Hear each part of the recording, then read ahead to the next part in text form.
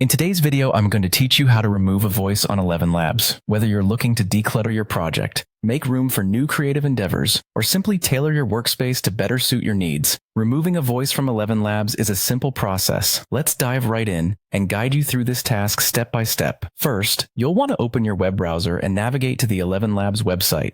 If you aren't already logged in, go ahead and enter your credentials to access your account. Once you've successfully logged in, you'll be greeted by the main interface of the platform. Now, take a look at the left sidebar. It's your main navigational tool on the Elevenlabs website. Among several other options, you'll notice one labeled Voices. Go ahead and click on that. This will take you to a new section dedicated to managing all the voices associated with your account. Once you're on the Voices page, you'll see a list displaying all the voices you've previously created or added. Now, the task is to find the particular voice you wish to remove. You can either scroll through the list or, if the list is long, use any search or filter option available to locate the specific voice.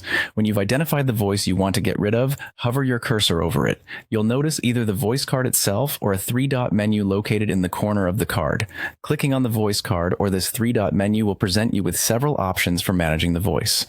Among these options, you'll find one labeled Delete. Clicking on this will initiate the removal process. Now, a word of caution, when you click Delete, a confirmation prompt will appear to ensure you haven't clicked it accidentally. It's crucial at this stage to double-check that you're removing the correct voice because this action is irreversible.